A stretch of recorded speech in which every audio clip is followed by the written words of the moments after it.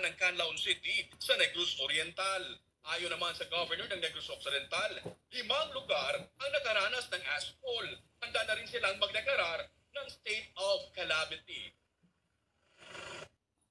There are around 5 already LGUs affected, and they are already experiencing ashfall. No? And unfortunately, we have 2 hospitals in that area, in La Carlota and Valladolid, meaning to say we cannot be accepting patients, no, in these 2 hospitals because of the ashfall. The provincial government is ready to declare a state of calamity. We're just awaiting reports from the affected LGUs as to their damages. I checked, ang quick response fund namin available after declaring a state of calamity will be 78 million. No?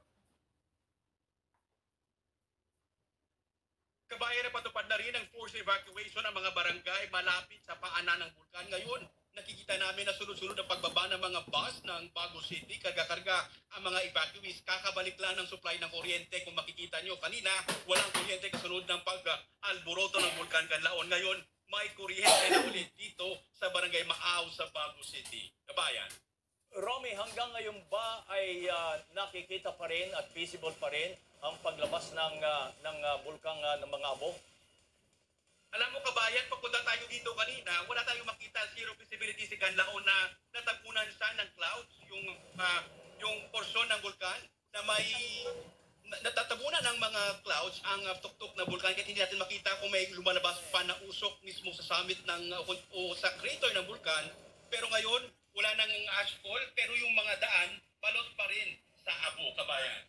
Paano yan? Face mask ng mga tao ay biglang pumutok ang bulkan. Sila ba ay binigyan ng face mask? Pagdating natin dito kanina, kabayan, alam mo, nakita natin yung mga tauhan ng NDRRMC ng Bago City. Namimigay sila ng mga face mask sa mga tao dito at nagkikot tayo dito sa Barangay Maaw at yung mga residente nga ay naka-face mask na rin. Live mula sa Bago City, si Romy Sumpaldo. Maraming salamat, Romy.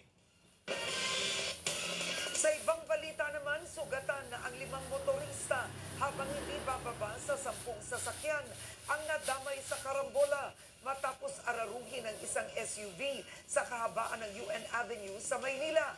Depensa ng driver ng SUV, umalya ang makina kaya nawalan siya ng kontrol. Nagpapatrol, Jessie Cruzat. Nagkalat ang mga nakatumbang motorsiklo sa kahabaan ng UN Avenue eastbound sa Maynila pasado alas 10 ng umaga kanina. Ang tricycle at motorsiklong ito tila kumalso pa sa SUV. Ang ilan sa mga nasugatang motorista agad na nilapatan ng first aid ng mga responding medic. Kwento ng rider na si Aris, malayo pa lang ay nakita na niyang mabilis ang takbo ng SUV. Tapos yun na, nawalan na siya ng control. Una niyang binangga dito sa barrier. Sakto naman nandun ako sa kabila na padaan din. Kaya ako yung unang sumadsad dito.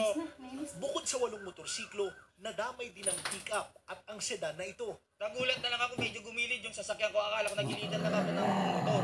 Nakita ko rumagasa na yun, yung kulay puti na tapos nag-angatan talaga yung mga driver. Kasi talagang mabilis talaga yung takbo ng SUV.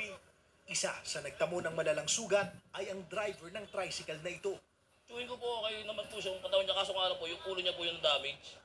Ang driver at ang may-ari ng SUV, parehong sinasabi na nagkaproblema sa makina ang naturang sasakyan. Sir, ano po nangyari, sir? Nag-white po sakit. Sasakay lang namin. Pag forward pa lang ng kaunti, nagano na siya. So sabi ko, huwag mo habulin, anong problema? Sabi niya, kuya, hindi ko alam. Nasa likod ako, pero nahawakan ko yung neutral ko. We faced it. Harapin natin kung ano man ang problem. Sa investigasyon ng Manila Police District, 12 sasakyan ang nadamay sa insidente habang 5 ang sugatan. Ayon sa pulisya, sasailalim pa sa masusing investigasyon kung totoong engine malfunction ang pinagmula ng insidente. Pinakamahalaga yung check natin yung ating sasakyan. Diba, meron nga tayo dyan yung acronym na blow bag. Pinakamahalaga yun.